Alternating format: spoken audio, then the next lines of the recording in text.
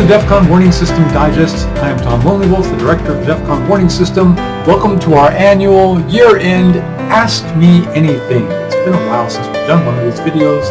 Unfortunately, there hasn't been a whole lot of threat going on in the world. I know a lot of people have been trying to tell you there's been, we're 5 seconds away from nuclear disaster. These people are just doing different things. Unfortunately, despite what's going on in Russia and everything like that, Ukraine, China, and Taiwan, and Iran, everything like that, it's actually been kind of a sort of a calm year as far as it goes with nuclear conflict. General conventional conflict, yeah, it's been going on all over the place, but despite what the doomsayer has been trying to get you all worked up over, it actually has not been a horrible year. But this is the annual Ask Me Anything. We've got a lot of questions to go through. We're not going to get to all of them because otherwise it's a 3-hour video. So I'm trying to keep it reasonable so nobody gets too bored. But I like doing this. It's kind of fun, some of the questions that we get. And feel free to join us on our community forum. We interact with people there all the time. So if you have any questions you want to ask that didn't get answered here, join us on the community forum and ask us there. We've got the whole staff who's on the forum, and we like talking to people there. Okay, so I guess I'm supposed to say, please like and subscribe to this video so the YouTube formulas or whatever bring us up, blah blah blah. Who cares about stuff like that? And so this is why I'm not very good at advertising. I just don't care about stuff like that. So okay, ask me anything. Here we go. First question is, have you ever felt nuclear war was close? Yes. One time I was really sweating it, and that was during Barack Obama's time as president. The U.S., the United States, the U.S. and North Korea were getting into a bit of a kerfuffle, and the United States was actually sending bombers over, and North Korea was not backing down. And I was kind of wondering, how far would this go, because North Korea is not going to back down. They have this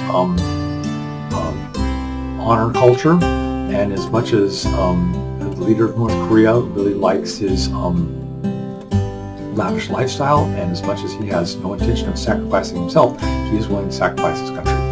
And so they were not willing to back down. So it really depended on how far the United States was going to push this. And in the end, the United States did blink, turn around the bombers, and so the situation had come down. That was the closest I ever felt where nuclear war was going to come. Even in the Cold War during the 1980s, Defcon was just starting out, and we were at Defcon 3 a couple of times. Never that close. I was actually really worried. The entire staff was worried. That was the time when Brian Barenclaw was here, and we were constantly talking to each other about this, wondering how far it was going to go. Who was going to go first? That's kind of a rhetorical question, because we knew North Korea was not going to blink. It was going to be, my dogs were out there. And I forgot to turn off Christmas music. I'm so sorry. I listen to Christmas music all the time. I love Christmas music, and I just kept it going in the background, so I've turned it off. I'm sorry. I hope you like Christmas. If you don't, too bad. It's Christmas. Okay. So anyway, North Korea. That one was as close as we got. I know we've been to Defcon 3 a couple of times recently. Most recently with when Russia invaded Ukraine for the second time, and that was more about what NATO was going to do, and then how Russia was going to react to that. But it was NATO that was actually making us worried, because they would do something that Russia would react to or overreact to. So that I felt it kind of could have went both ways, but it was the North Korean nuclear crisis that really had me scared. So second question, are we suffering from Defcon fatigue?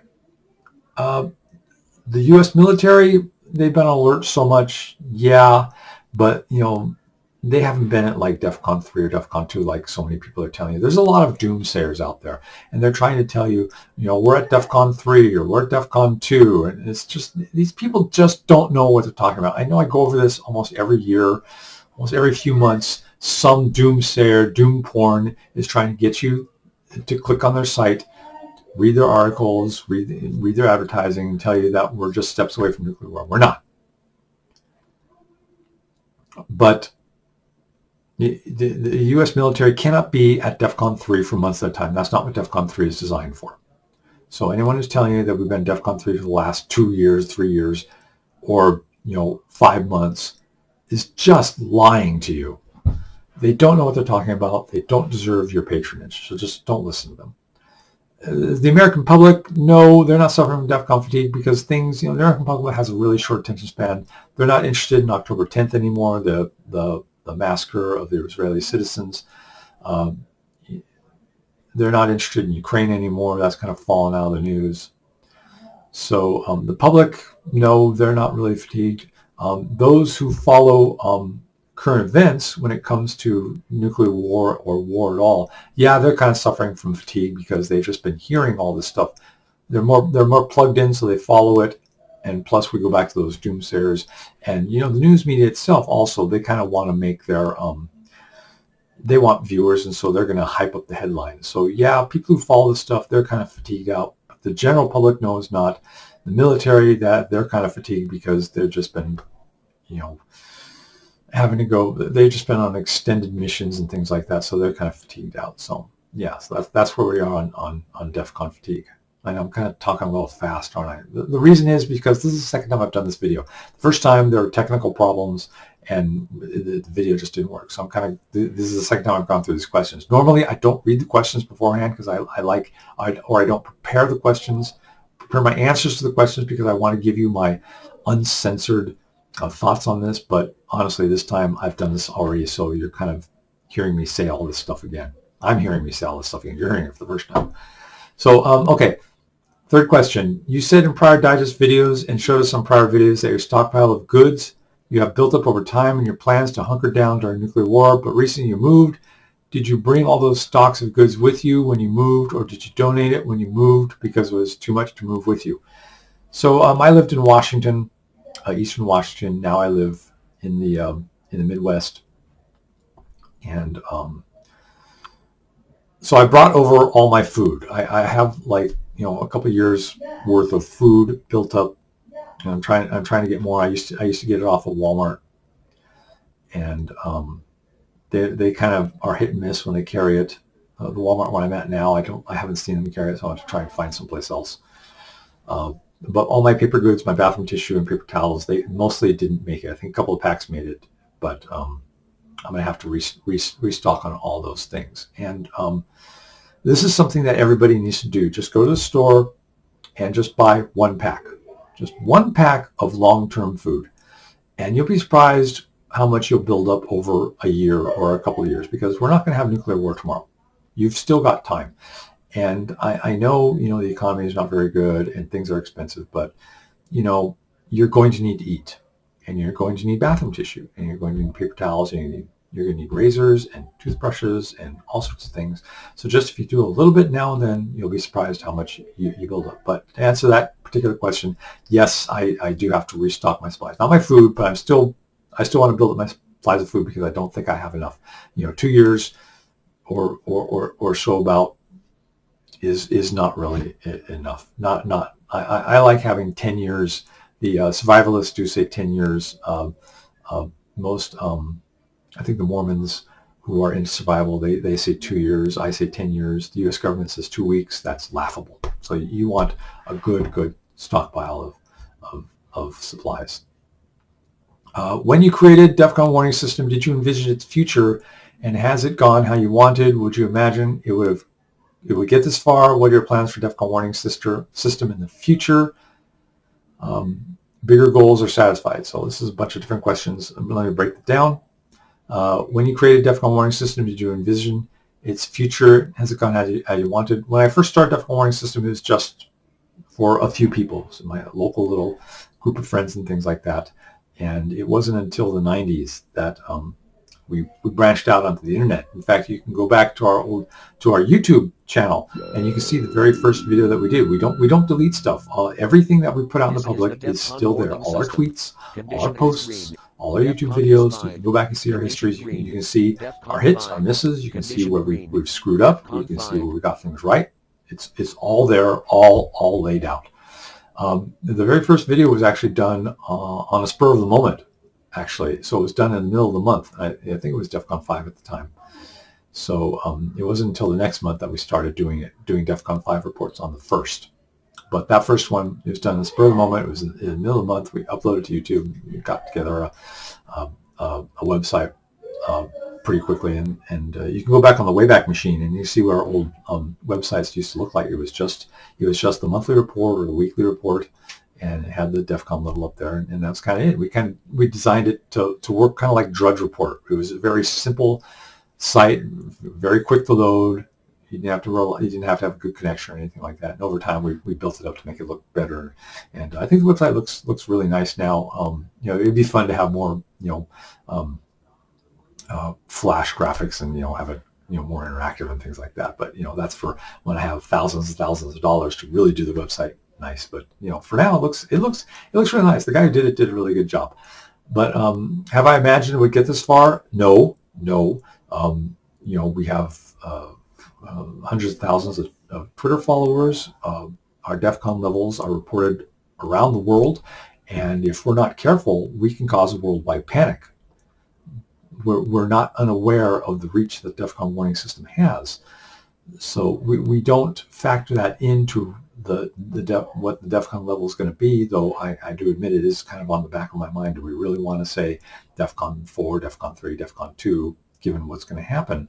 How that's going to propagate throughout the world, what kind of reaction that's going to be. But ultimately, we can't let that factor in, because the public needs to know what it needs to know, regardless of what they do with it. My window, that's why I keep glancing out here. My window to my den is now out here, and I'm seeing steam come out because now we have a propane boiler for heater, and I'm seeing steam out of the corner of my eye, and that's catching my attention. And my dog is actually out there too, and I see him or her.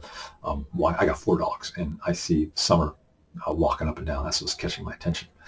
So, but anyway, so we're aware of our reach, and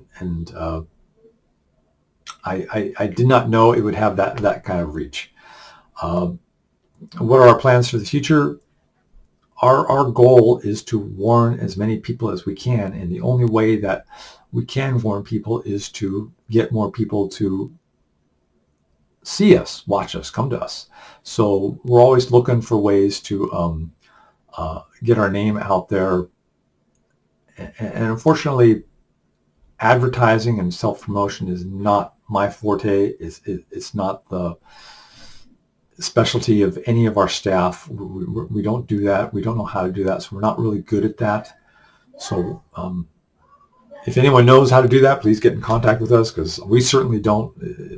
We definitely want to get more out there. So because when you're a watchman on the wall, you want people to hear you ringing the bell.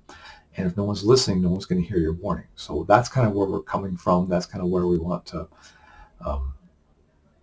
expand our reach, just so more people will hear our warnings, so the public can be made more aware, because they need to know when nuclear war is coming, because certainly the government is not going to tell them, and you're going to hear so much noise from the news and the doomsayers, and they're going to hype things up, and it's going to be too early, or it's going to be too doomsayer, or whatever. So we're trying to be the level head in all this, among all the noise. So that's my plans for the future.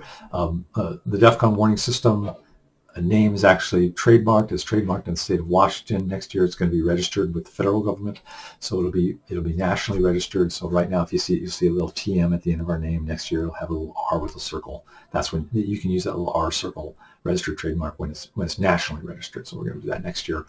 There was something else we were going to do next year, and I can't remember it. I put it in the staff forum saying this is our plans for next year, and I can't remember what I said. I have to go back and look at the post. It's just been I've just been so busy. I can't remember half the stuff I was planning to do. But that's our plans for the future. Expand our reach, and I don't know how. So if anybody knows how, please get in contact with us and register trademark. And there's something else I can't remember. Oh, whatever. So what are your thoughts on the possible outcomes of the Ukraine-Russia war? Russia's not going to retreat. They're not giving up Ukraine. Ukraine is not going to win the war. It's going to end up in some sort of stalemate. Russia is going to keep the land that they have. Donald Trump says that he's going to have a peace proposal he's going to put out on day one or close to day one. And if Russia doesn't like it, then he's going to give Ukraine everything they need to win the war. And if Ukraine doesn't like it, he's going to pull the United States out of the Russia-Ukraine war. He's not going to give them any more supplies. What the plan is, I don't know. All I know is Russia's not giving up Ukraine. Ukraine is not going to win. We're going to end up with stalemate, and Russia ultimately is going to be rewarded for their invasion. And we're going to see another invasion in the future because they know it works. Probably in Georgia, Belarus, or something like that.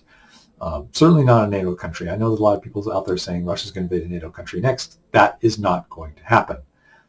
NATO countries are treaty bound to respond. And if Russia invades Poland or Finland or something like that, or one of the other NATO countries, you're looking at World War III right there. It's just not going to happen. It's going to be an unaligned country. And probably Ukraine again, probably Georgia, or something like that. And unfortunately, he's going to be rewarded. China is going to see that Russia was rewarded, and they're going to go for Taiwan. When that's going to happen, that kind of segues into the next question. What will be the most challenging issue for the USA in 2025? China and Taiwan. Will China invade Taiwan in 2025? I don't know. Donald Trump being in office, that kind of throws things for a loop.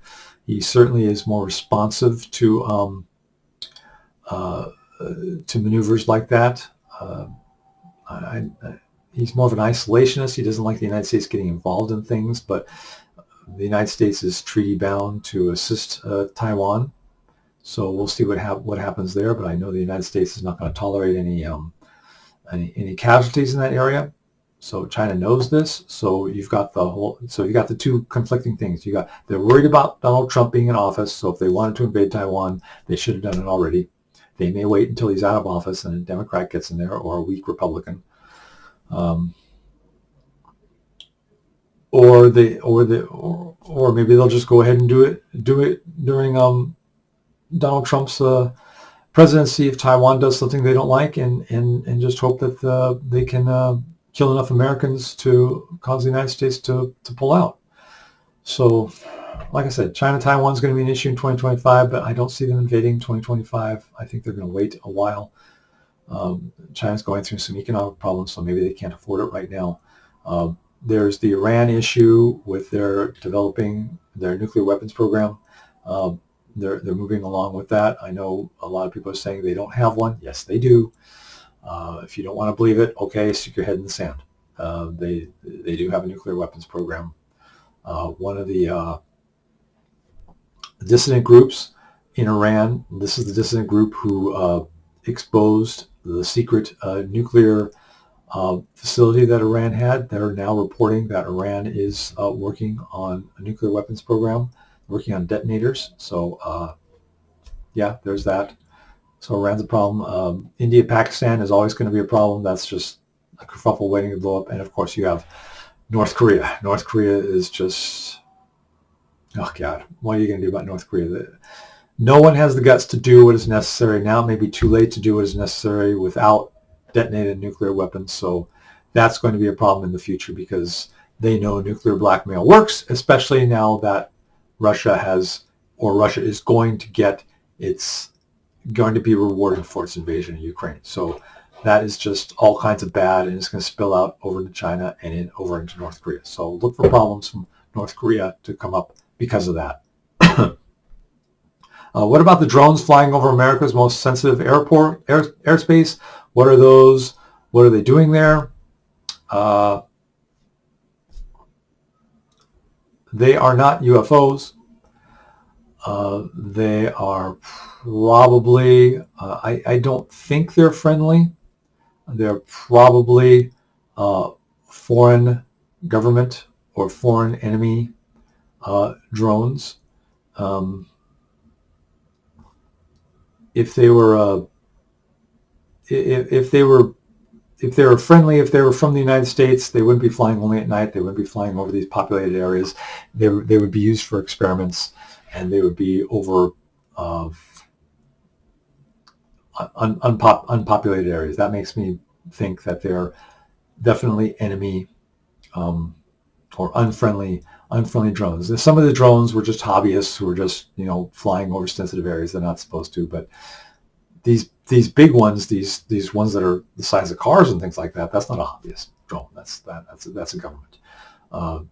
You know, there's this one expert who says the FAA knows every drone that's up there. Fine, they know every drone that's up there, but that doesn't mean that, you know, the drone is registered and things like that. So yeah, I think that some of them are unfriendly, and the United States government can't shoot them down over a populated area because the stuff that's the shrapnel is going to come down, the debris is going to come down, so they can't do that. So they kind of don't know what to do about it at this time. So no, they're not aliens. So let's just come on, they're not aliens. How do you see the South Korean impeachment panning out? Asian politics is always fun. It's certainly more fun than U.S. politics. I think C-SPAN would be a lot more interesting if we got, you know, a couple of fist fights going on in the House of Representatives, like we have over in Asia and India and Europe. So, you know, it's American politics for what it is actually really boring. But South Korea, it seems to be pretty quiet over there. You know, we're not going to see civil war or anything like that. They'll impeach them or they won't. They'll get them out of office or they won't, and they'll get somebody else in there, and it'll just be another day at the office. So we're not really going to see. Is he going to stay? Well, I don't know. I really don't know why the South Korean president declared martial law. I don't know what he was thinking. You know, that was just, I don't know what he was thinking, honestly. That could only have gone bad, which is exactly what happened. And you know, one guy killed himself over, you know, harikiri, and what a mess. Like I said, Asian politics is interesting, but nothing horrible is going to pan out. The country's not going to collapse. It's not going to erupt into riots or anything like that. Let's see. What do you think of the pedestrianization of Norwich city center? So, for those of you who don't know, and I thought everybody knew this, Norwich took an area of their city and restricted traffic from it. This was a question that was asked, you know, in some movie some years ago, and so it's some sort of traditional question to ask. What do I think about it? Yeah, I live out in the country where there's no traffic or anything like that, so I can understand the need for a desire for no traffic. So, you know, let them have their pedestrian area. Good for them. Good for them. Bully for them. Let them do what they want. The Cobalt Bomb, also known as the Doomsday Bomb, is a hydrogen bomb encased in cobalt shell designed to spread deadly radioactive cobalt-60 over vast areas. Wouldn't a regular hydrogen bomb detonated over a large city function similar to a cobalt bomb, considering the abundance of lithium cobalt batteries in modern devices and electric vehicles? No. The Cobalt Bomb is designed to detonate high in the air and spread the radioactive material from the bomb over a very large area. These batteries on the ground, they may be destroyed by the fireball and the overpressure from the explosion, but it's not going to spread like that. So your Cobalt Bomb is designed to irradiate a very large area in order to just wipe out a bunch of life and leave a lot of the structures intact. So it's a different design. It's not going to do. It's much more effective than just throwing a regular hydrogen bomb at the area. So it's specifically designed to do something that's very efficient. So no. Now, whether one is actually in use, Russia does not have those. The United States does. Whether it's ever going to be used, probably not. The United States really isn't interested in invading Russia or China or whoever it's going to be used against. They're just, if they're going to destroy something, they're going to destroy the infrastructure because they don't want it being used again. So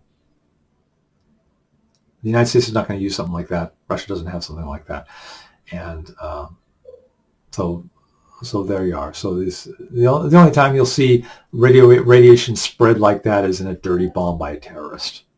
So yeah, these cobalt bombs now, not going to be used. Where are you hiding the microfilm? Tell us. Normally, I'm not allowed to tell you, but because this is an Ask Me Anything, I have to answer the question. So the answer is the the microfilm is in. Oh, did we have some technical issues when I was answering that question? Well, sorry, I'm only allowed to answer the question once. I guess you can ask me that question next year. Sorry about that. Do you believe the aliens living among us are trees and their offspring are fruits? Well, no, trees are not aliens. The offspring, those are the eggs, and they're not aliens. Everyone knows that trees sing. So nope, the offspring are their fruits, but they are delicious. When are we getting a Telegram chat? I didn't know Telegram had a chat, honestly. We really should get more out into social media. I'm not a social kind of guy. I'm more like a lone cat. I like to walk the fences alone. But we do have a Discord. We still do have that. I know we don't use it very often, but it is still there. Mostly we like the community forum because it's easier to follow the threads. We can answer things in due time. Whereas Discord, it's really hard to follow conversations and things like that, or Telegram chats. I like I said, I didn't even know they had Telegram chats, but if that's something that you want, let us know in the suggestion forum. If enough people are interested, we'll do it. Yeah, sure. So again, that's like I said, that's the Discord is more for that. The community forum is better, so that's where we tend to gravitate to. But like I said, we're always looking to expand. I did say we wanted to expand our footprint, expand our reach. So if the Telegram chat is what you want, it may be fun to do. So I'll have to look into that. Make the suggestion. If enough people are interested in, we'll definitely do it. So that is all the time. I see that by the clock we're almost hitting the 30-minute mark. I love answering these questions. I love answering the really weird questions. I'm a little disappointed that nobody asked anything about Battlestar Galactica. My favorite show. I'm gonna push the David Caron cuts. If you've never seen those, that's someone took the old classic episodes: Saga of a Star World, Lost Planet of the Gods, Gun on Ice Planet Zero, Living Legend, War of the Gods, Hand of God, and for some reason Terra on Terra. Not Terra on Terra, that's a Doctor Who episode. Experiment in Terra. And added some new effects, updated the effects, and it looks a lot better, especially Saga of Star World. And it's just absolutely marvelous. And then he's actually updated the effects again. So there's a specialist edition out there, but I like his first version better because it's more complete. But the specialist edition has some really nice effects and things like that. So David Caron, find those episodes. And they're really good. So ask me more Battlestar Galactica questions, ask me more weird questions, and of course ask me your other questions. We'll do this again next year. In the meantime, have a Merry Christmas. Thank you very much for joining me. I'm Thomas Lonely Wolf, the director of the Defcon Warning System.